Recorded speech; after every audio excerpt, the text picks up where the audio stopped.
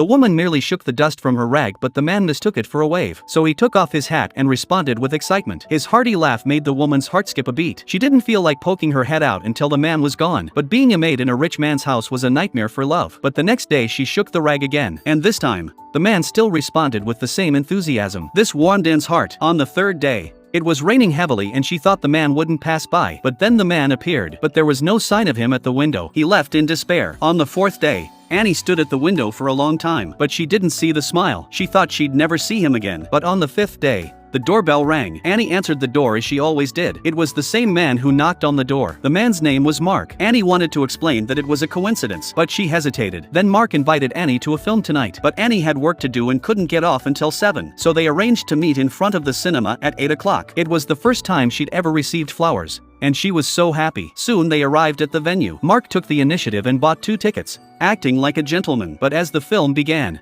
he slowly put his hand on Annie's shoulder. I guess a lot of people's love begins with a film. Soon it was the 6th day. Annie asked Mark to go somewhere with her. She even fixed his tie for him, so she was taking him to meet her parents. And Mark wasn't shy, and so the day passed without a hitch. But what he didn't realize was that when Annie asked to go to Mark's house, she was refused. He refused because he was too poor, and the streets were dirty. Annie didn't take it personally and made a bold decision. The next day she resigned. She was going to marry Mark. The noblewoman had a disdain for love, but when she saw Anne and Mark in love, the word jealousy was written all over her face. Then they went to a new neighborhood. The house they had bought in installments over 30 years was their wedding home. But after seeing it, they realized it was worth it. The house is very spacious with huge floor-to-ceiling windows. In the bathroom, there was a bathtub and a toilet with a manual flush. But in Annie's mind, she had already planned a children's room, and there was a garden at the back of the house. The two of them hugged happily and looked forward to a better life. By the 8th day, they were ready to get married. For the rest of the day, Mark worked hard outside and kept the house in good order. They lived a quiet and sweet life. But one day,